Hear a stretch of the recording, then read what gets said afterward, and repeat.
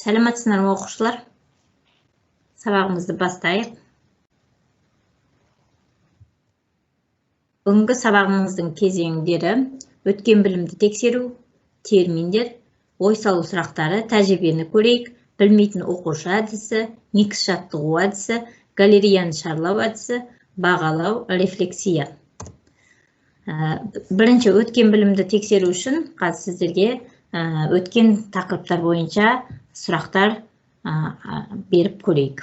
Түрлі денелердің кинетикалық энергиясы бар болады, егер ол буланса, ерісе, жарқыраса, қозғалса балалар. Қозғалса.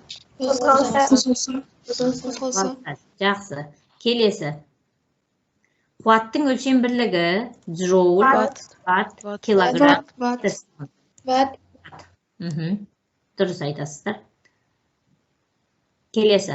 Адам белгілі бір денені жер бетіне көтеріп тұрса, онда ол дененің энергиясы болады. Жылулық, электромагнитті, потенциалдық, кинетикалық. Потенциалдық.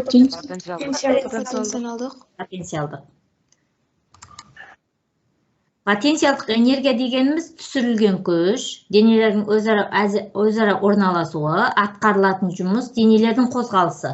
Я? Денелердің өзара орналасуы. Жақсы. Келесі. Кинетикалық энергия дегеніміз атқарылатын жұмыс, денелердің қозғалысы, денелердің өзара орналасуы, түсірілген күш.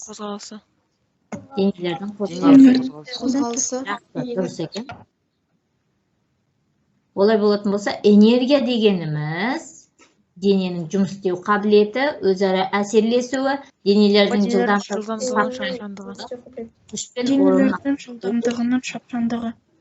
Денелердің жылдамдығының шапшаңдығы. Дененің жұмыс істеу қабілеті. Дұрыс айтады. Дененің жұмыс істеу қабілеті. Шапшаңдығы басқа болып кетеді. Жарайсыз.